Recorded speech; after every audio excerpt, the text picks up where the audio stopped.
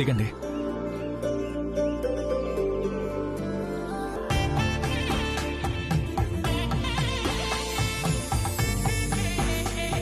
రాధిక గారు, మీకొక విషయం చెప్పనా? కాపురం బాగుండాలంటే ఒకరినొకరు అర్థం చేసుకునే మనసుండాలి. అదే డ్రైవింగ్ రావాలంటే ఇలా ప్రశాంతమైన ప్లేస్ ఉండాలి. చూడండి, డ్రైవింగ్లో మిమ్మల్ని ఎంత పర్ఫెక్ట్ చేస్తానో. నాకు రాదు కదండి. రాధిక గారు, తెలియని విషయం వెంటనే తెలుసుకోవాలి. రాధిక గారు, రాని పని అవకాశం వచ్చినప్పుడే నేర్చుకోవాలి. మీరు రండి రండి రండి, కూర్చోండి ప్లీజ్. ఇది స్టార్ట్ బటన్, ఇది క్లచ్. ఓకేనా? చూడండి, బండి నేర్చుకునే టైంలో యాక్సిలరేటర్ ఒక్కసారిగా ఇవ్వకూడదు. మెల్లగా నిదానంగా ఇవ్వాలి. ఈ డ్రైవింగ్ కూడా ఒక సంసారం లాగే. అర్థమయ్యేదాకా కష్టంగానే ఉంటుంది. అర్థమయ్యాక ఏ అడ్డంకులు వచ్చినా ముందుకు వెళ్తుంది. ఓకేనా? Okay, cool. రాధిక గారు, మీరేం టెన్షన్ పడకండి. మీలోని భయాన్ని పోగొట్టి అద్భుతంగా మిమ్మల్ని డ్రైవింగ్లో ఎక్స్పర్ట్ అయ్యేలా నేను చేస్తాను. ఓకే? ఇప్పుడు మెల్లగా యాక్సిలరేటర్ మీద చేయి వేయండి.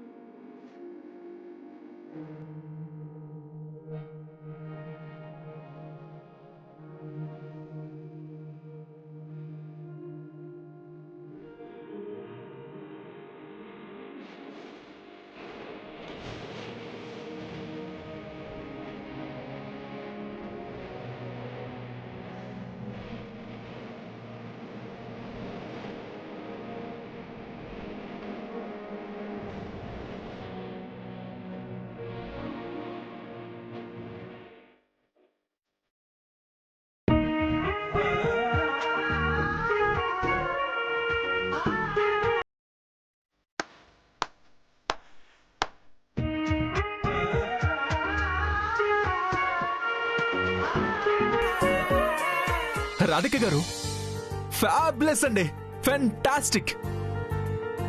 I'm really happy. తెలుసా, ఇలా చెప్పగానే అలా వెళ్ళి నేర్చుకుని వచ్చేశారు. యాక్చువల్లీ చాలా మందికి ఈ మాత్రం డ్రైవింగ్ రావడానికే మినిమం 3 days టైం పడుతుంది. కానీ మీరు జస్ట్ ఆఫ్టర్ ఆల్ 2 hours లో నేర్చుకుని వచ్చేశారు. రియల్లీ ఫెంటాస్టిక్ అండి, అన్బిలీవబుల్. కైలాష్ గారు, మనం వచ్చి అప్పుడే 2 గంటలు అయిపోయింది. ఇంటికి వెళ్ళిపోదామా? అత్తయ్య గారు వచ్చేస్తే బాగుండదు. భలే వారే రాధిక గారు, నేను ఎంతో ఇంపార్టెంట్ మీటింగ్ క్యాన్సిల్ చేసుకుంది మీకోసమే కదా.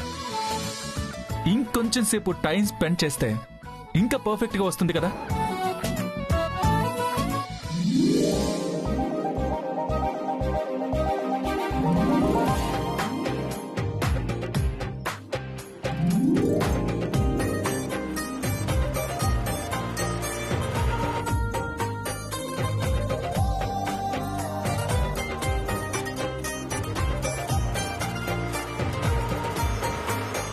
డ్రైవర్, కారాపు.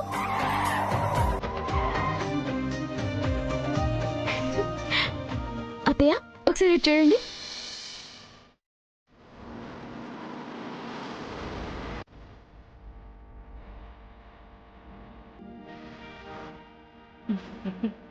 భార్యకి స్కూటీ నేర్పించటం కోసం రాధికని నాతో పాటు ఫంక్షన్కి పంపించలేదన్నమాట.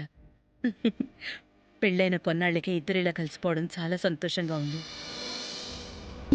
చూసారా అత్తయ్య, అక్కని మీతో పాటు పంపకుండా జహాపన ఏం ప్లాన్ వేశారు? పోనీలే ప్రియా, కొడుకు కోడలు అన్యోన్యంగా ఉండడం కన్నా నాకింక దానికన్నా కావాల్సిందే ఉంది. ఇంత ప్రేమించే భర్త దొరకడం మా అక్క అదృష్టం అత్తయ్య. డ్రైవర్, కార్ పోనీ.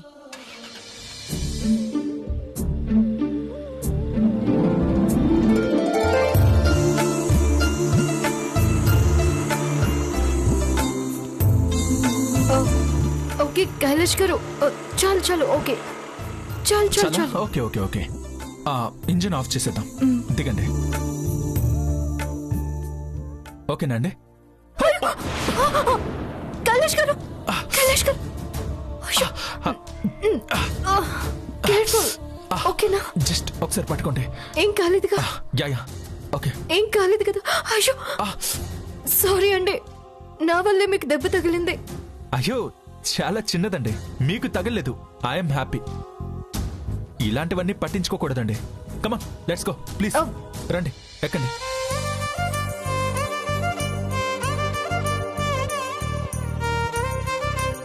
ఎక్కండి.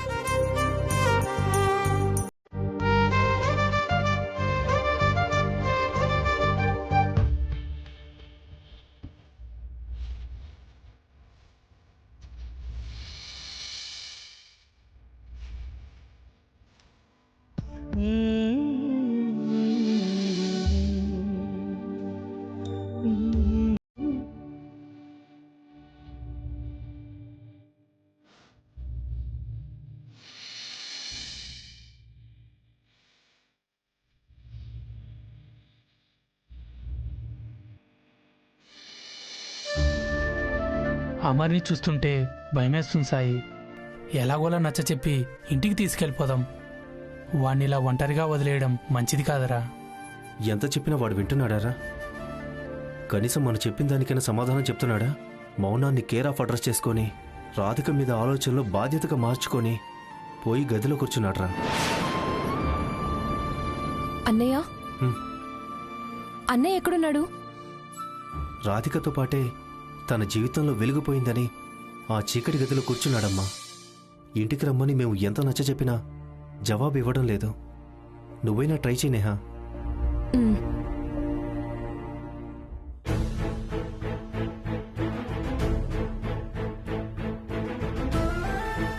అన్నయ్య, ఏంటన్నయ్య ఇది? ఎంతసేపు నువ్వు ప్రేమించిన అమ్మాయి నిన్ను కాదని వేరే పెళ్లి చేసుకుందని బాధపడుతున్నావు, కానీ నీకోసం నేను నాన్న ఎంత ఆవేదన పడుతున్నామో ఎందుకు అర్థం చేసుకోలేకపోతున్నావు? మాకు చెప్పటం లేదు సరే, కనీసం నిహాకైనా సమాధానం చెప్పరా? ప్లీజ్ అన్నయ్య, ఇది కరెక్ట్ కాదు. ఆ అమ్మాయికి పెళ్ళైపోయింది.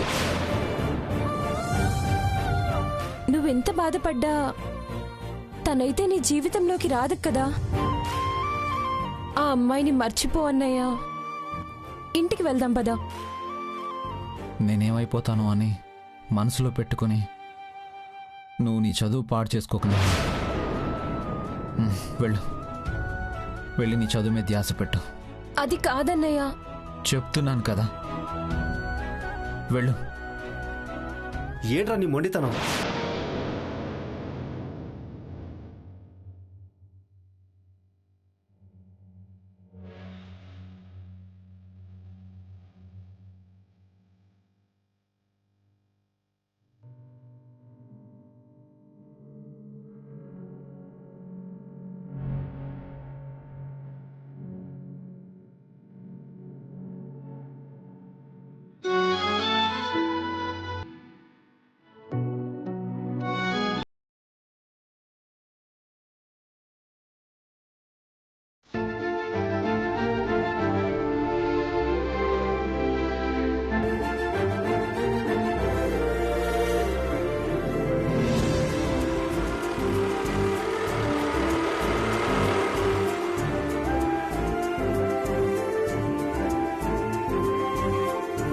అత్తయ్య గారు, ప్రియా వచ్చేసారు. మీరు స్కూటీ నేర్పించడానికి నన్ను తీసుకువెళ్లారంటే బాగోదేమో. కంగారు పడకండి, ఆ సంగతి వాళ్ళకెలా తెలుస్తుంది. రండి లోపలికి వెళ్దాం, రండి.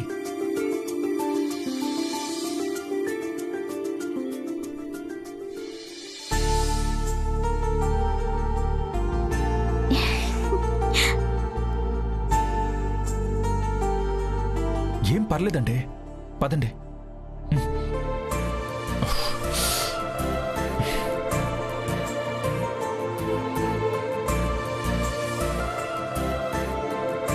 అమ్మా, అప్పుడే వచ్చేసారా? ఫంక్షన్ తొందరగా అయిపోయినట్టుంది. పాపం మేమప్పుడే వచ్చేస్తామని ఎక్స్పెక్ట్ చేయలేదా జహాపనా? ఆహా, అదేం లేదండి, జస్ట్ క్యాజువల్గా అడిగాను అంతే.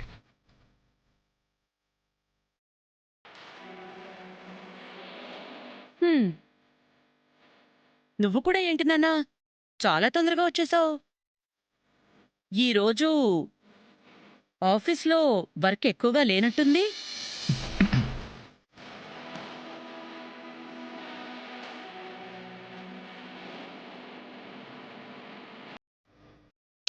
ఈ రోజు ఆఫీస్లో డ్రైవింగ్ క్యాంప్ పెట్టారంట అత్తయ్య. స్కూటీ తోలడం రాని వాళ్ళైతే నేర్చుకోవచ్చంట. ఆహా,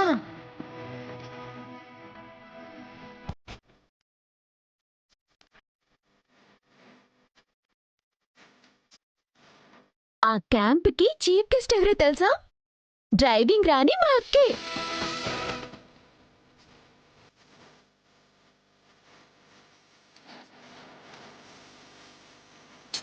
అందుకోసమే మీతో ఫంక్షన్కి వద్దన్నారు. అవును కదా జహాపనా? డ్రైవింగ్ క్యాంప్ ఏంటి ప్రియా? నీకు జహాపన స్కూటీ నేర్పించటం నేను అత్తయ్య చూసావక్క.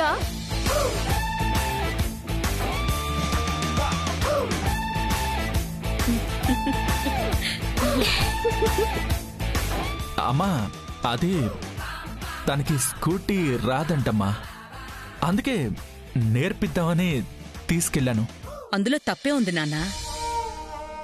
నువ్వలా శ్రద్ధ తీసుకుని రాధికకి స్కూటీ నేర్పించటం నాకు చాలా సంతోషంగా అనిపించింది. మీరిద్దరూ ఒకరికొకరు ఎప్పుడూ ఇలాగే ఆనందంగా ఉండడమే కదా నాకు కావాల్సింది.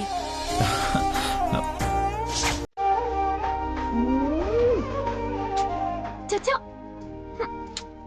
భలే పొరపాటు జరిగిపోయింది. పొరపాట?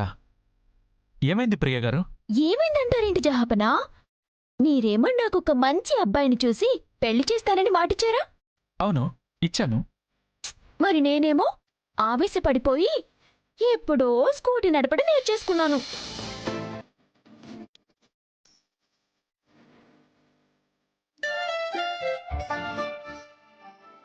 నేనప్పుడు తొందరపడిపోయి స్కూటీ నేర్చుకుని ఉండకపోతే నా పెళ్ళయ్యాక మీకులాగా నా భర్త నాకు డ్రైవింగ్ నేర్పించేవాడు. మా అక్కలాగా నేను నేర్చుకునేదాన్ని. మంచి లక్కీ ఛాన్స్ మిస్ అయిపోయాను.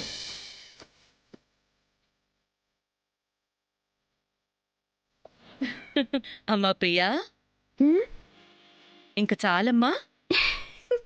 నాన్న కైలాష్, అమ్మా, నువ్వు రాధికను తీసుకునెళ్ళి స్కూటీ నేర్పించు. అమ్మా, అయ్యో, అది రాధికను తీసుకుని లోపలికి వెళ్దానా? పదండి.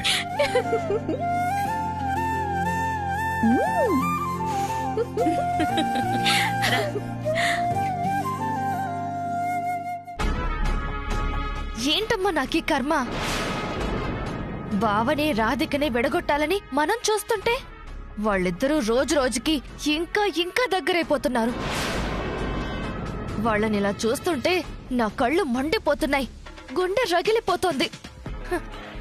ఇలా చూస్తూ కళ్ళల్లో నిప్పులు పోసుకోవడం తప్ప వాళ్ళ కాపురాన్ని తగలబెట్టలేమా? వాళ్ళ సంసారానికి అగ్గి రాజుకోవాలంటే వెలిగించే అగ్గిపుల్ల లాంటి బలమైన ఆధారం కావాలి.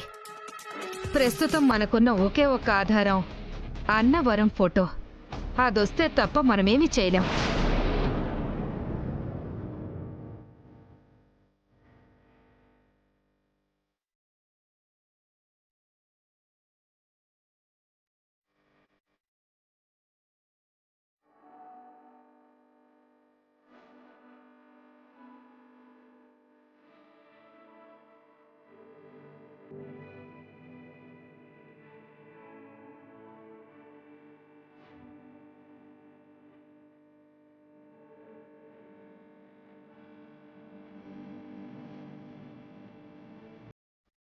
మా ఇద్దరి వస్తువులు బట్టలు నేను వేరువేరుగా సర్దాను. ఇలా కలిసినాయంటే కైలాష్ గారే చేసుంటారు.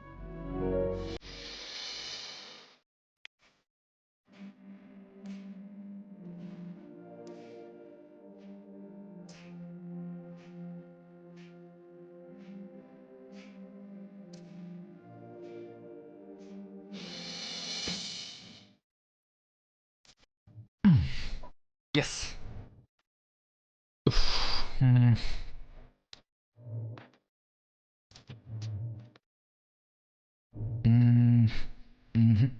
కరెక్ట్గా లేదు.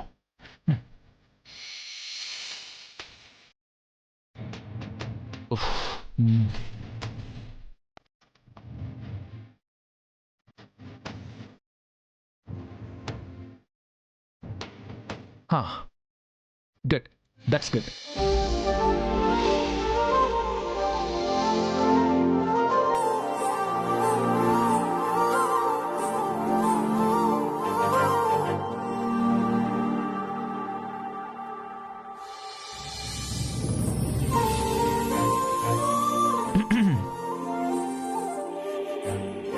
మన ఇద్దరికీ బంధం ముడిపడ్డాక మనకి సంబంధించిన వస్తువులు వేరువేరుగా ఉండడం నాకు నచ్చలేదు. అందుకే కలిపి సర్ది పెట్టాను.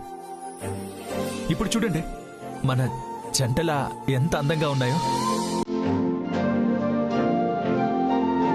సరే, డిన్నర్ చేద్దాం పదండి. సరే.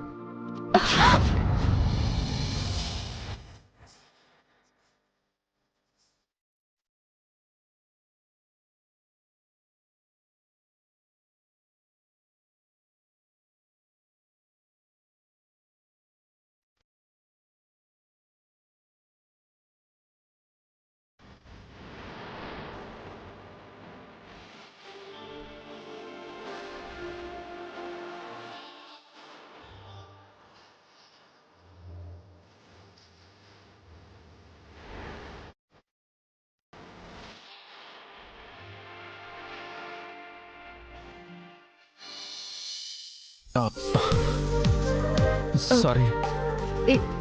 It's okay. అయ్యో, ఏంటండి? మీరు పెద్దగా పట్టించుకోలేదు, కానీ కింద పడ్డప్పుడు గాయం బాగానే తగిలింది. అది ఇష్టమైన వాళ్ళ కోసం తగిలిన దెబ్బ కదండి, పెద్దగా తెలియలేదు. 2 minutes, నేను ఇప్పుడే వస్తాను. ఓకే.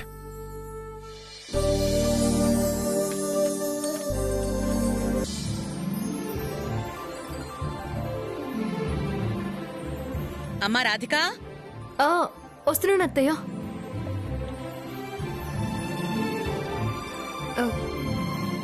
ఏంటత్తయ్య? మనుషులు పాటించాల్సిన నీతిని విలువల్ని అద్భుతంగా వివరించే గ్రంథం ఈ రామాయణం. ప్రతిరోజు రాత్రి ఈ గ్రంథం చదవటం నా అలవాటు. ఈరోజు నీ చేత చదివించుకోవాలని అనిపించింది, అందుకే పిలిచానమ్మా. నాకు చదివి పెడతావా? చదువుతానత్తయ్య.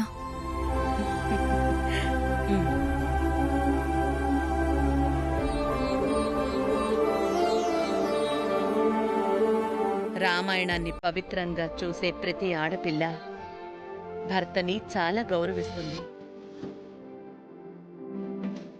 నీలో నాకు ఆ గుణం కనిపించింది రాధిక. రాధిక, రావణాసురుడు సీతని ఎత్తికెళ్లిన ఘట్టం చదువమ్మా. అలాగే అత్తయ్య. బంగారు జింక రూపంలో ఉన్న మారీచుడు అది రాక్షస మాయ అని గ్రహించిన రాముడు నిర్ఘాంతపోయాడు.